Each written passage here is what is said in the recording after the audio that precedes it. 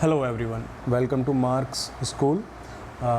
This is our third class जिसमें हम Indus valley civilisation को कवर कर रहे हैं। इससे पहली क्लासेस में हमने इंडस वैली सिविलाइजेशन के बारे में और कुछ साइट्स के बारे में डिस्कशन किया है। आज जो रिमेनिंग साइट्स हैं उनको हम इसमें कवर करेंगे और होपफुली कमिंग क्लासेस में, आने वाली कुछ क्लासेस में एक या दो में इंडस वैली सिविलाइजेशन कंप्लीट हो जाएगा। बट टुडे हम क्लास शुरू करने से पहले एक एरर को करेक्ट करते हैं। जो पहली क्लास का फर्स्ट स्लाइड है उसमें जो हड़प्पा के एक्सकेवेशन की डेट है वो 1920 मेंशन कर दी गई है, बट वो एग्जैक्टली 1921 में उसका एक्सकेवेशन स्टार्ट हुआ था और मोहनजोदारो का 1922 में, जिसका फॉर्म और इन दोनों के फॉर्मल डिस्कवरी के बाद जॉन मार्शल ने 1924 में की थी कि इंडिया में एक सिविलाइजेशन की डिस्कवरी हुई है जिसका नाम उन्होंने इंडस वैली सिविलाइजेशन उस टाइम बोला था, जिसको हम सिंधु घाटी सभ्यता या हड़प्पा सभ्यता के नाम से भी जानते हैं। और जॉन मार्शल उस time archaeological survey of India के हेड थे, जिसकी फाउंडेशन मतलब आर्कियोलॉजिकल सर्वे ऑफ इंडिया की फाउंडेशन अलेक्जेंडर कनिंघम ने 1861 में की थी। तो हम ये यहाँ डेट करेक्ट कर लेंगे, हड़प्पा 1921 एंड मोहनजोदारो 1922। सो अब शुरू करते हैं आज की क्लास का टॉपिक, जो इंडस वैली सिविलाइजेशन का एक साइट है धोलावीरा। उसके साथ धोलावीरा एक इम्पोर्टेंट साइट है। अगर धोलावीरा की बात करें, धोलावीरा की लोकेशन रन ऑफ कच्छ में है ये, और ये अर्ली हड़प्पन लेवल को बिलोंग करती है। रन ऑफ कच्छ के अलावा कह सकते हैं रन ऑफ कच्छ में कादिर आइलैंड है, वहाँ लोकेटेड है धोलावीरा। और जैसे हम राजस्थान में देखते हैं, फॉर एग्ज़ाम्पल मैं एक एग्ज़ाम्पल दे रहा हूँ कि हमें जो बिल्डिंग्स हैं या पुरानी बिल्डिंग्स हैं या नई बिल्डिंग्स भी हैं, वहाँ सैंडस्टोन का यूज़ हमें लार्ज स्केल पे मिलता है, एक्सटेंसिव यूज़ ऑफ सैंडस्टोन मिलता है। वो क्यों मिलता है? क्योंकि वहाँ सैंडस्टोन अवेलेबल है।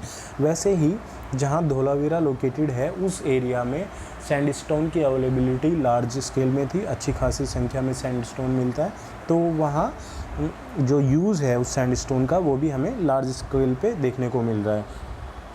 फिर अगर हम ब्रिक्स की बात करें, जो ब्रिक्स हैं उनका साइज़ भी वहाँ स्टैंडर्ड साइज़ मिलता है, और उसके रेशो की बात करें या अनुपात की बात करें, वो भी हमें 1:2:4 के रेशो में देखने को मिल रहा है। और जो पोट्री है धोलावीरा में, जो कि रन ऑफ कच्छ में लोकेटेड है, वो प्रोड्यूस करती है या हमें पोट्री में परफोरेटेड जार्स देखने को मिलते हैं और डिश ऑन स्टैंड देखने को मिलते हैं। अगर पोट्री से आगे बढ़े हम आर्टिफैक्ट्स की ओर जाएं, तो आर्टिफैक्ट्स में इंक्लूडेड है copper objects, stone blades, shell objects, terracotta cakes and stone beads. इसके साथ धोलावीरा में अगर हम देखें, नेक्स्ट पॉइंट जो हमारा है वो बताता है evidence shows fortification outside of the city walls represented suburbs of the city. जो सिटी वॉल्स है जहाँ फोर्टिफिकेशन हमें दिखता है या जो सिटी का फोर्टिफिकेशन हो रखा है, उसके बाहर भी हमें कुछ सबर्ब्स दिखाई देते हैं। फॉर एग्ज़ाम्पल जैसे एक नया एक शहर है, उसके अगर आउटसाइड में जाए, आउटस्कर्ट्स में जाए, हमें कुछ नई बस्तियाँ दिख जाती हैं या कुछ छोटे छोटे टुकड़ों में बसे हुए लोग दिख जाते हैं।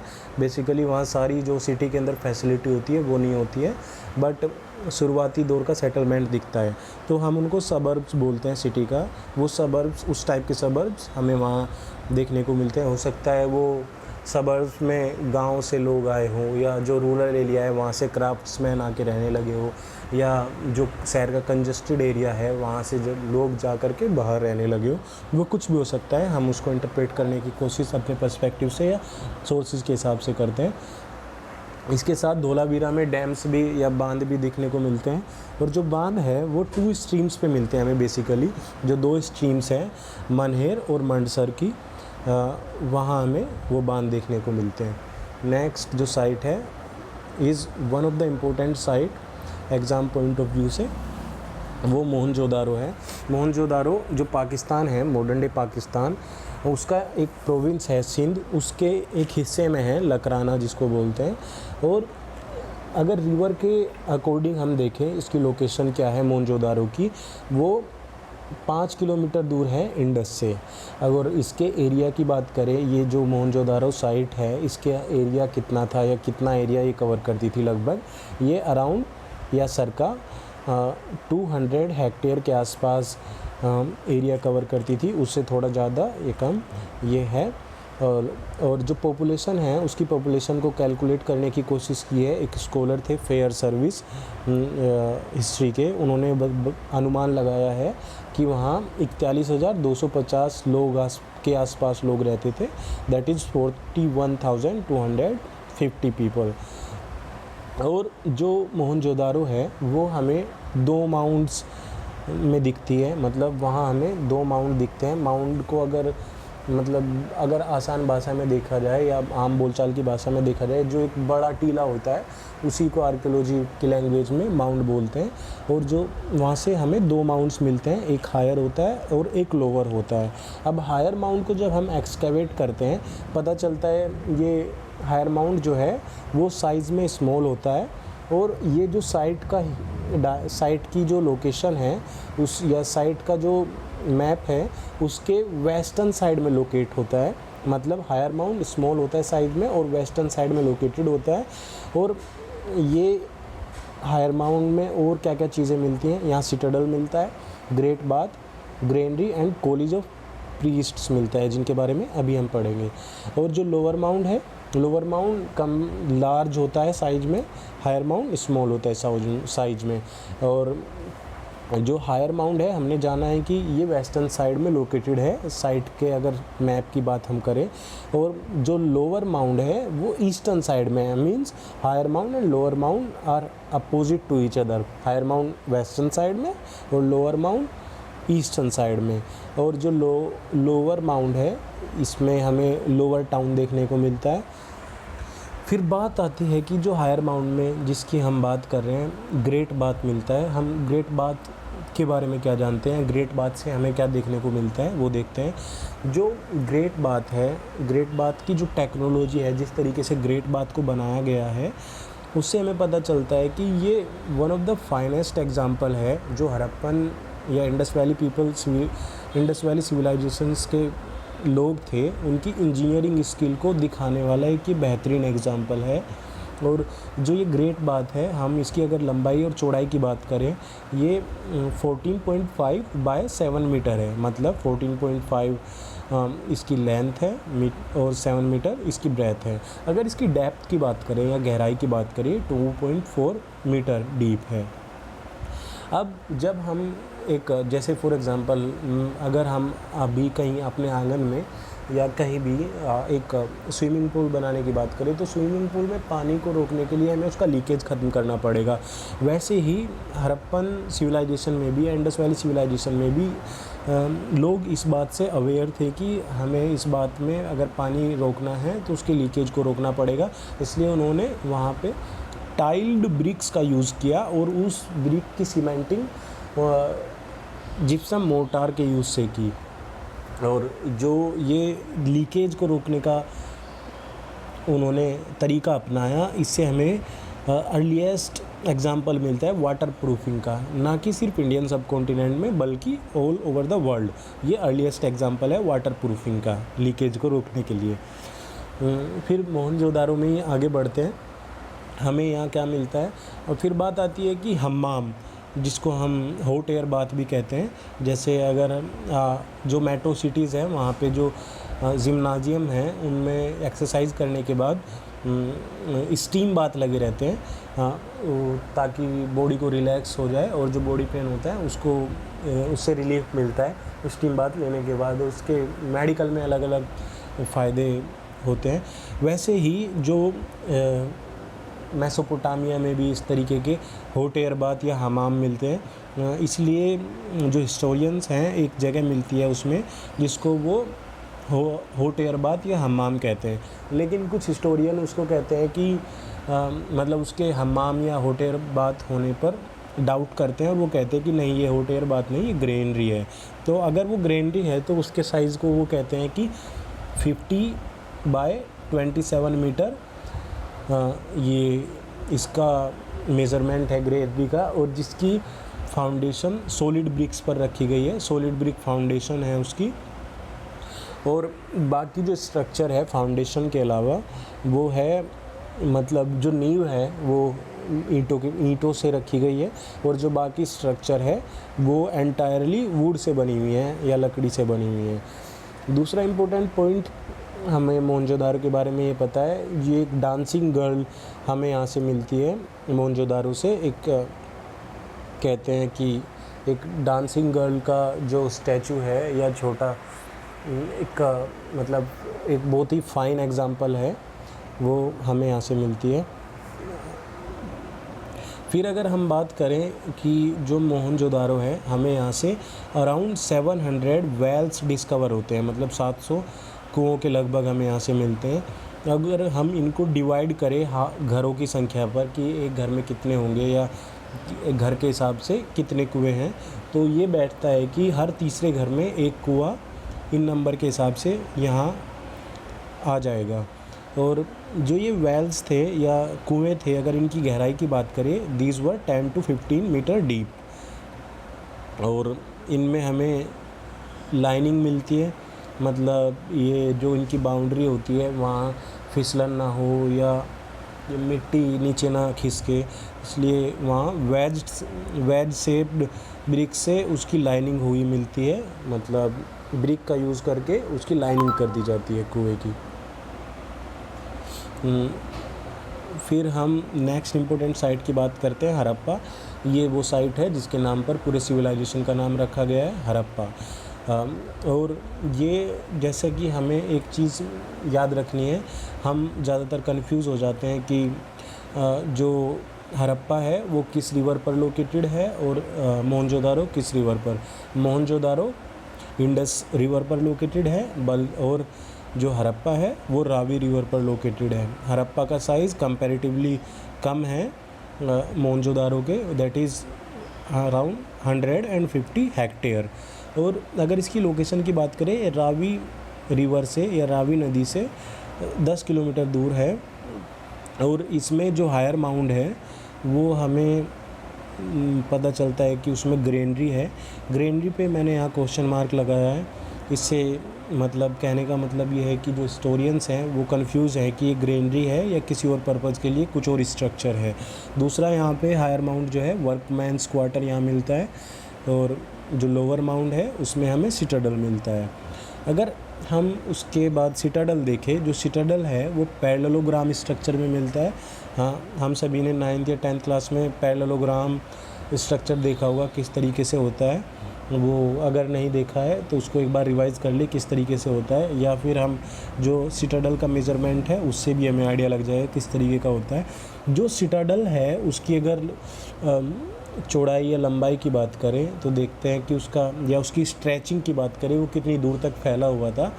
वो हमें नॉर्थ से साउथ की तरफ अगर हम जाएंगे तो वो 415 मीटर तक फैला हुआ था, और ईस्ट से वेस्ट की तरफ बढ़ेंगे तो 195 मीटर तक फैला हुआ था। अगर हम इसको आपस में कनेक्ट करने की कोशिश करेंगे, ड्रॉ करने की कोशिश करेंगे, हमें एक पैरेललोग्राम शेप की इमेज दिखेगी। और दूसरी बात यह है कि जो ये सिटाडल था इसकी बाउंड्री हो रखी थी या ये सराउंडेड था मड ब्रिक वॉल से, और कहीं पे टावर्स मिलते हैं, अच्छे खासे मजबूत मैसिव टावर्स मिलते हैं और गेटवेज मिलते हैं। इसके अलावा हमें यहाँ से 12 ग्रेनरीज मिलती हैं, या कह सकते हैं 12 यूनिट ग्रेनरी की मिलती है, जिनको 2 कतारों में या 2 लाइन में हमें देखने को मिलती है ग्रेनरी। और 2 लाइन होती है इनकी, दोनों लाइन में इक्वली डिवाइड होती है, यानी एक लाइन में 6 और दूसरी लाइन में 6। और इसके साथ हम देखते हैं कि कई सारी वर्कशॉप्स हमें यहाँ से मिलती है, जहाँ हम अंदाज़ा लगाते हैं या ऑब्ज़र्व करते हैं, या ऑब्ज़र्व करने के बाद कंक्लूड करते हैं कि सेल, अगेट और दूसरे आर्टिफैक्ट्स यहाँ पे बनते थे, या बीड्स वगैरह हो सकते हैं ये बनते हो। इनकी वर्कशॉप्स हमें हड़प्पा में मिलती है। और अगर जब हड़प्पा की जहाँ तक सराउंडिंग हो जाती है या बाउंड्री होती है, उस बाउंड्री के बाहर सदर्न हिस्से में जो सदर्न गेटवे है, उस हिस्से में एक छोटा सा टीला होता है, या आर्कियोलॉजी की लैंग्वेज में माउंड होता है। जब हम उसको एक्सकेवेट करते हैं तो वहाँ से कुछ स्ट्रक्चर ऑफ हाउसेस मिलते हैं, कुछ मकान या घर मिलते हैं, और कुछ नालियाँ दिखती हैं हमें वहाँ, और कुछ नहाने के प्लेटफॉर्म्स मिलते हैं, और कुछ 1-2 कुएँ के बराबर, मतलब कुआँ या पानी पीने के लिए या नहाने के लिए, ये सब का अरेंजमेंट हमें वहाँ देखने को मिलता है। तो हमें इससे अंदाज़ा लगता है कि ये जो सिटी के बाहर, हड़प्पा मेन साइट के बाहर, बाउंड्री के बाहर, सदर्न गेटवे के बाहर जो इस तरीके के स्ट्रक्चर्स हमें देखने को मिले हैं, उससे ये अंदाज़ा लगता है कि या तो वो ट्रैवलर्स के लिए, कि वहाँ से जो यात्री गुजरते होंगे उनके हाल्टिंग का प्लेस होगा, रुकने का, रुक के ठहरने का, फ्रेश होने का एक प्लेस होगा या स्पॉट होगा, या फिर ऐसा हो सकता है कि जो व्यापारी या ट्रेडर्स बाहर से आते हो हड़प्पा साइट के साथ व्यापार करने के लिए, वो वहाँ ठहरते हो। तो ये हमारा इंटरप्रिटेशन है इस तरीके से इसका। बाकी हम नेक्स्ट साइट की तरफ मूव करते हैं। नेक्स्ट साइट आती है चानूदारो। चानूदारो की अगर हम बात करें, ये मोहनजोदारो से साउथ की दिशा में या साउथ डायरेक्शन में 130 किलोमीटर दूर है, और ये भी पाकिस्तान के सिंध प्रोविंस में है। अगर इसके साइज़ की बात करें 4.7 हेक्टेयर है इन साइज़, और इसमें सिर्फ एक ही माउंड है या एक ही टीला है, या it's a single mound site. यहाँ हमें कोई फोर्टिफिकेशन देखने को नहीं मिलता है, कोई फोर्टिफिकेशन होता ही नहीं है इसमें, और जो प्लेटफॉर्म्स हैं वो मड ब्रिक से बने हुए होते हैं। चानूदारो की अगर एक्टिव क्राफ्ट की बात करें तो ये क्राफ्ट में एक इम्पोर्टेंट सेंटर था, जहाँ हमें क्राफ्ट एक्टिविटी लार्ज स्केल पे देखने को मिलती है। और कुछ जो घर हैं या हाउस स्ट्रक्चर हैं, वहाँ जब हम एक्सकेवेशन करते हैं या एक्सकेवेट करके देखते हैं, या जब एक्सकेवेशन हो रहा था, वहाँ से जो हमें एविडेंस मिलते हैं उनमें रॉ मटेरियल होते हैं, जैसे कार्नेलियन, अगेट, एमिथेस्ट, क्रिस्टल, ये सब चीज़ें बीड्स वगैरह बनाने में यूज़ होती हैं। इसका मतलब घरों में भी लोग बाग ये सब बनाते थे या घर से भी काम करते थे। यहाँ चानूदारो में हमें बीड फैक्ट्री मिलती है बेसिकली। बीड फैक्ट्री कहने का मतलब है कि किस बुनियाद पे हम बीड फैक्ट्री कह रहे हैं कि चानूदारो में बीड फैक्ट्री मिली, क्योंकि हमें चानूदारो से एक बहुत बड़ी संख्या में कुछ कंप्लीट तैयार बीड्स मिलते हैं, और कुछ इनकम्प्लीट, जिनको कंप्लीट करना बाकी था, या अनफिनिश्ड बीड्स मिलते हैं। और ये ज़्यादातर स्टेटाइट के होते हैं। स्टेटाइट एक रॉ मटेरियल होता है जिससे बीड्स बनाए जाते हैं। तो हम इनके बेसिस पे ये कहते हैं कि ये बीड फैक्ट्री साइट थी, या यहाँ बीड्स की फैक्ट्री थी। और इसके अलावा यहाँ पे चानूदारो पे यानी कि कौन कौन से क्राफ्ट्स इम्पोर्टेंट थे, उसमें सील मेकिंग एक इम्पोर्टेंट क्राफ्ट था, और यहाँ वेट भी बनाए जाते थे, वो सेल और स्टोन से बनाए जाते थे।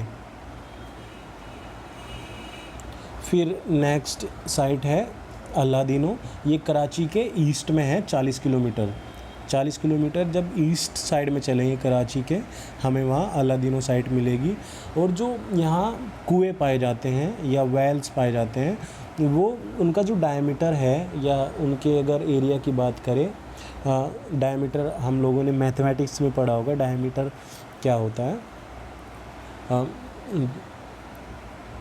फिर हम जो डायमीटर है, डायमीटर की हम बात कर रहे थे, wells have very small diameter. अगर जो माउथ है कुएँ का वो बहुत स्मॉल होता है, 60 to 90 सेंटीमीटर के आसपास होता है।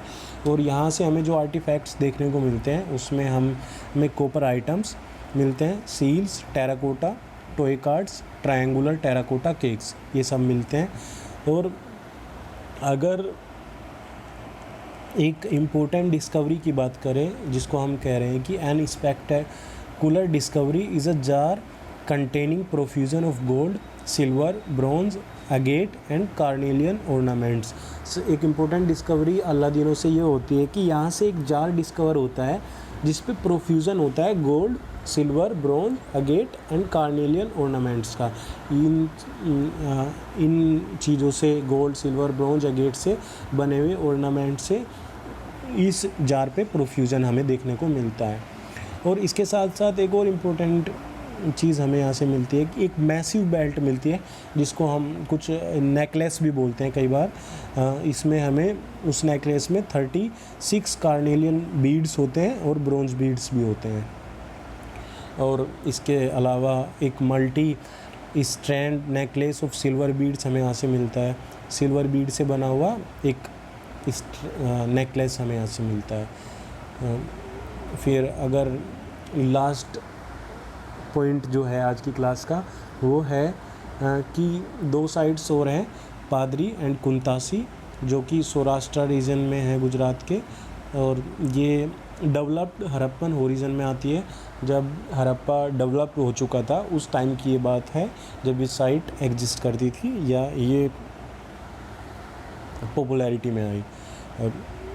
ठीक है, आज की क्लास हम यहीं ख़त्म करते हैं। नेक्स्ट क्लास में हम कोशिश करेंगे नेक्स्ट 2 क्लास में इंडस वैली सिविलाइजेशन को ख़त्म कर दिया जाए। और